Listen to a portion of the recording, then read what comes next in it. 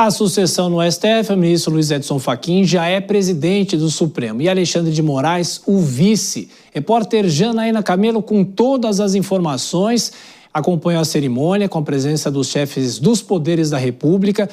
É interessante, não é, Janaína? O magistrado chega com um tom conciliador, mas mandou alguns recados durante o discurso. Boa noite para você, bem-vinda. Muito boa noite para você, Thiago. Boa noite para todo mundo que está assistindo a gente aqui na Jovem Pan News. Pois é, foi um discurso longo e longo bastante para ele falar sobre vários assuntos. O novo presidente ali do STF, o ministro Edson Fachin, que tomou posse ao lado do ministro Alexandre de Moraes, que Alexandre de Moraes vai ser o vice-presidente do STF, né? E no discurso ele já dando o tom de como é que vai ser o comando dele nesses próximos 2 anos na presidência do STF.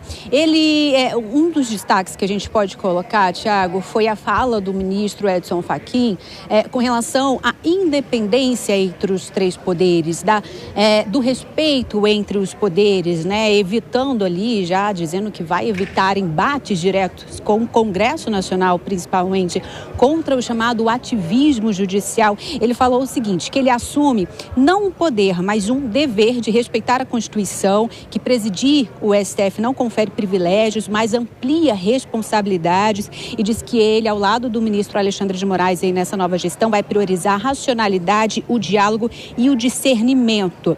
A gente vai ouvir um trechinho em que ele fala sobre a importância da independência entre os poderes. Vamos ouvir agora. O nosso compromisso é com a Constituição.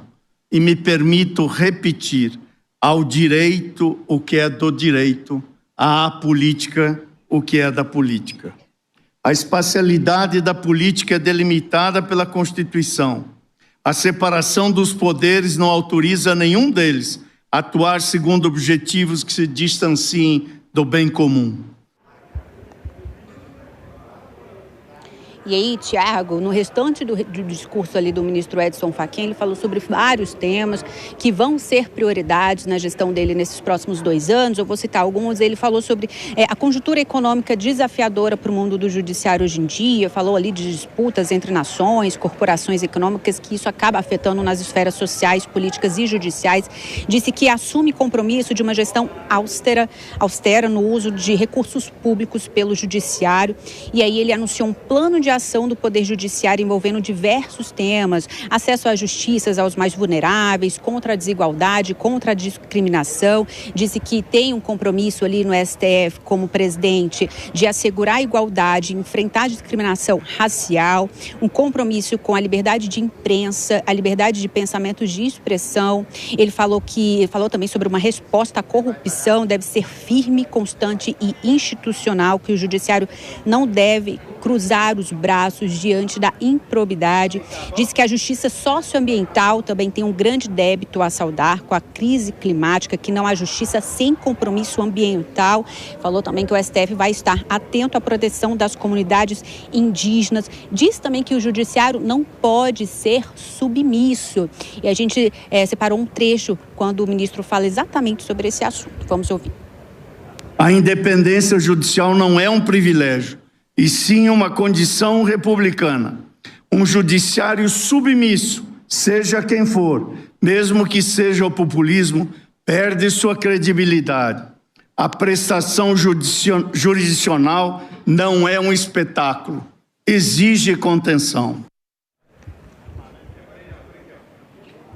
Pois é, né? O ministro Edson Fachin, a gente sabe, Thiago, que ele tem um perfil muito mais discreto, é avesso a entrevistas, muito oposto ao seu antecessor, ao ministro Luiz Roberto Barroso, que, aliás, ele fez uma homenagem também ao ministro Barroso ali no início da cerimônia, né? Lá na leitura, no juramento ali de posse.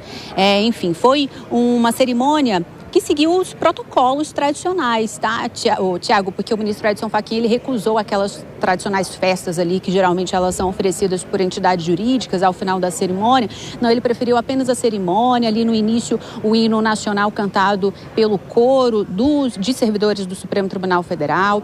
Então foram mais de 1.000 convidados, vários governadores, ministros de Estado, ex-ministros aqui do STF, ministros de outros tribunais e também com a presença dos demais principais chefes dos outros poderes, né? O presidente da República, o presidente Lula, Davi Alcolumbre, presidente do Congresso, também Hugo Mota estava aqui, presidente da Câmara dos Deputados. Então agora temos um novo presidente do STF, o ministro Luiz Edson Fachin, até setembro de 2027. Tiago, é com você. Até o presidente da OAB Nacional participou dessa cerimônia, inclusive fazendo um discurso e reiterando o apoio, claro, da advocacia ao trabalho do Supremo Tribunal Federal. Janaína, você volta em instantes aqui com a gente. Daqui a pouco a gente vai falar sobre a repercussão dessa posse no Congresso Nacional, a avaliação do Congresso sobre essa sucessão no Supremo Tribunal Federal. Já chamando os nossos comentaristas aqui nos estúdios, Deise Ciocari, e no nosso telão, Dora Kramer e o Nelson Kobayashi. Começo por você, Deise, aqui nos nossos estúdios. É interessante o seguinte, é que a gente estava falando com a Janaína. O ministro Fachin, muito mais discreto, falou absolutamente sobre tudo, mas não necessariamente citando golpes, citando palavras que estão aí na ordem do dia. E ele prometeu, ele deu uma agenda que é muito ampla e vai ser um desafio para ele. Boa noite, bem-vinda. Pois é, Tiago, boa noite para você, Kobayashi, Dora, boa noite, audiência da Jovem Pan. Eu destacaria 2 pontos desse discurso do Fachin, né? Eu acho que o primeiro deles seria quando ele fala que a presidência ela não confere privilégios, mas responsabilidades. E o segundo é quando ele fala que ao direito o que é do direito e à política o que é da política. O que ele faz? Que movimentos ele estabelece aqui? O primeiro deles é dar ao STF uma certa previsibilidade.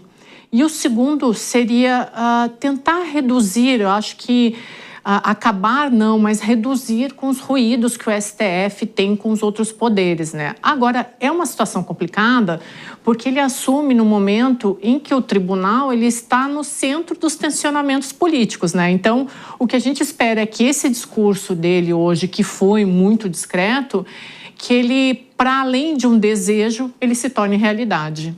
Dora, se fala muito de mandato de contenção, mas não necessariamente tudo depende dele, né? Boa noite, Dora.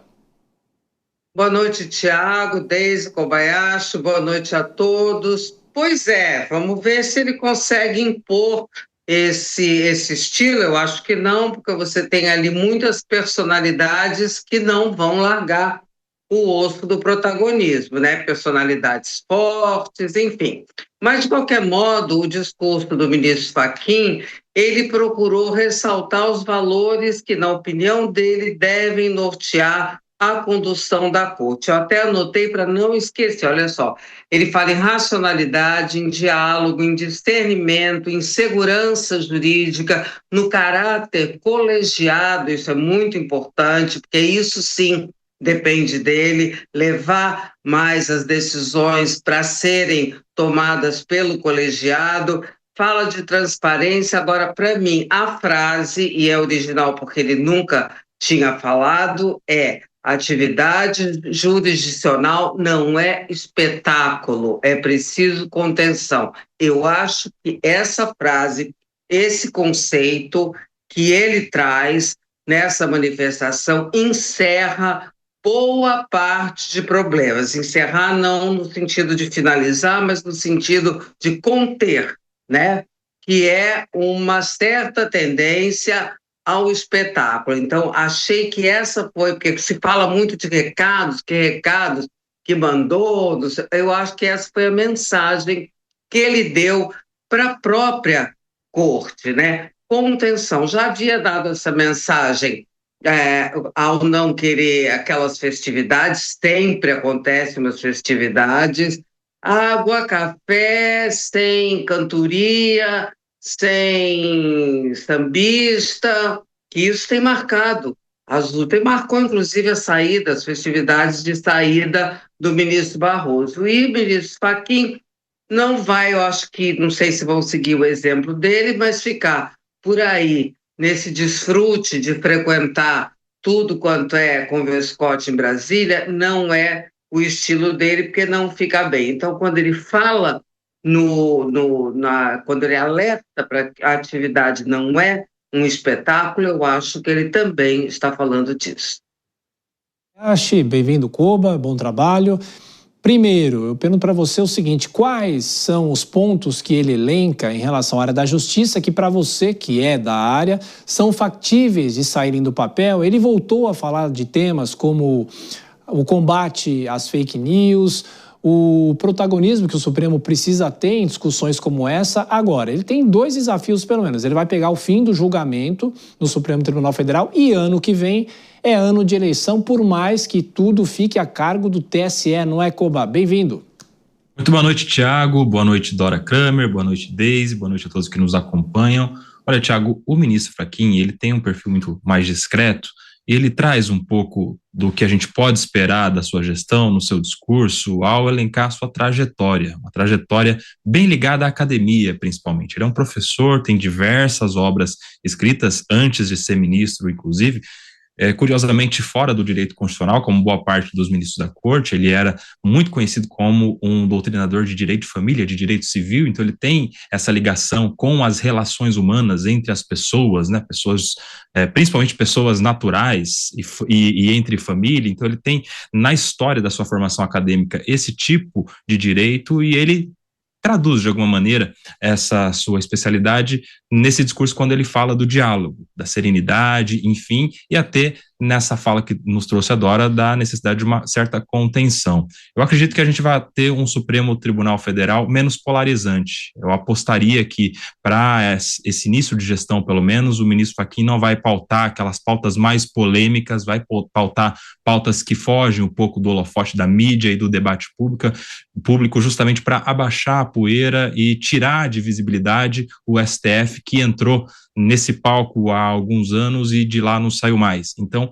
acredito que o ministro Edson Fachin, nesse momento, tem o perfil adequado para o que o Supremo precisa, que é justamente desse momento de voltar à academia e, portanto, à técnica, ao que diz a lei, ao que diz os estudiosos da lei e do direito, e muito menos para a política. Aliás, ele fala isso no discurso, né? Essa distância que é preciso entre o judiciário e a política.